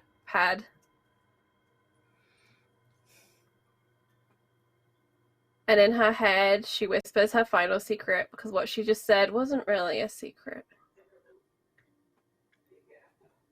Domhnall,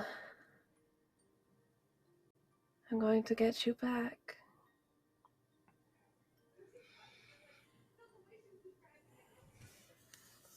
And both of our lives are going to be hell.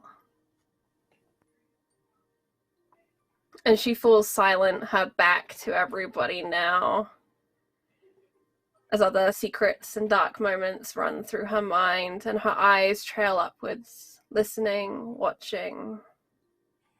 Whatever it is, it's upstairs. Yeah. Sophia, why don't you go ahead and keep it together? I can't. I've got nothing left. Well, there's a little let me bit left, see. I'm pretty sure. There is only a tiny bit left. My sheet is not looking good, Mitch. Alright. So we hit 2020 mode. Are we... Yeah! we- D4s! Woo, woo! See, I could have Oh, not said man. anything. Can you even pass Yeah. with a D4? Can you? No. No. I want you to think you Um, can, though. Hold on to that hope. Keep it together is willpower, so +1 for me. 5. That's not bad on There 2 is- D4 +1. Yeah, Either -2 stability, and there is one truth you know beyond of a shadow of doubt. You will never see Dom again. It rings as truth in your mind. Never again. Who's next? I don't like this party game. This party game sucks. I vote that. Yeah, Pin the Tail and the Donkey is much calmer. Agreed. Who else got 3 secrets that they gotta do? I rolled a 5, I think, so yes. You rolled a All right, 9. Anna, you go next.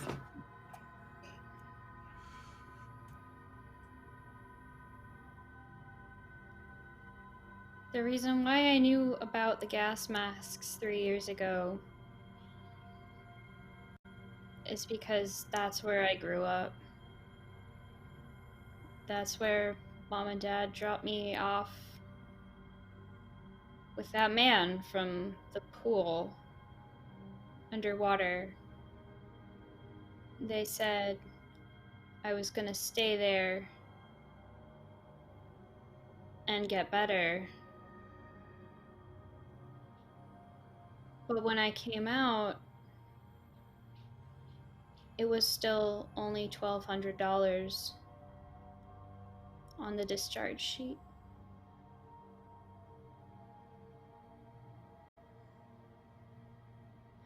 And Fiora, you were there. I thought you were so nice. But you're not really.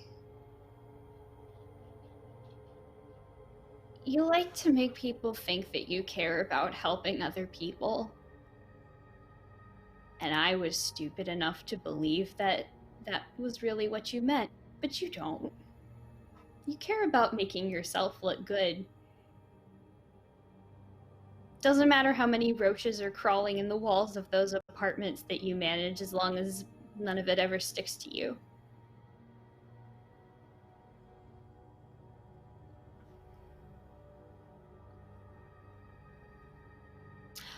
Yeah. Helping the poor troubled girl with the tragic backstory. You want to know how I got this fucking thing in my arm? Well, guess what? I do too. I didn't used to have this. And I'm still not sure why I got it. But I think you know how. I think if I'm being perfectly honest, I know how to.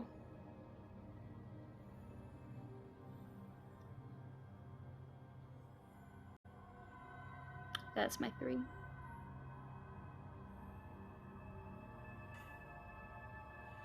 Now, Fiora, this elevator is especially crowded, and your vision filled with so many individuals, each one glaring at this woman who just sassed you,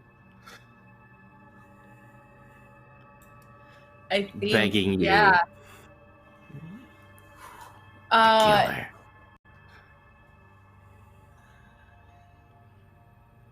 There's a moment of composure after you finish Neve, and then after that moment passes, it looks like Fiora has gone wild.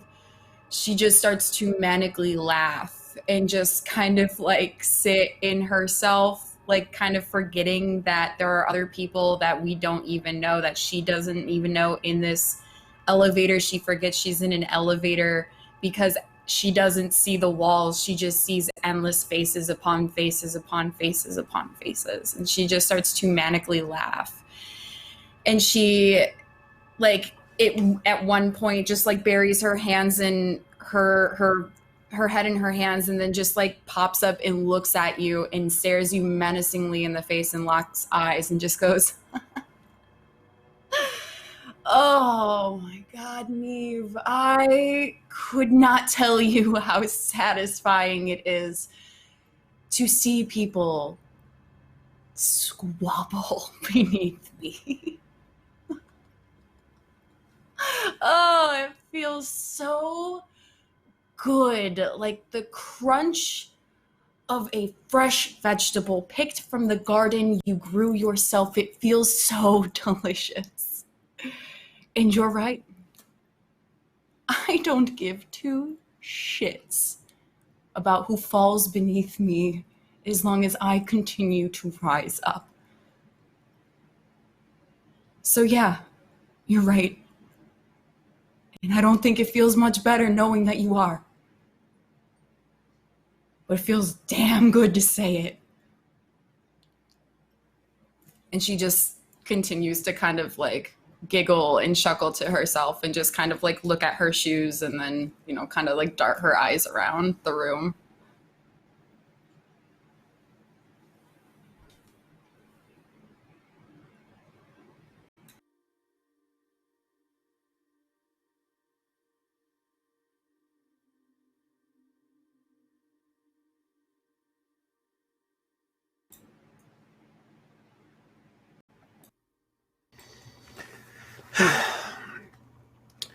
I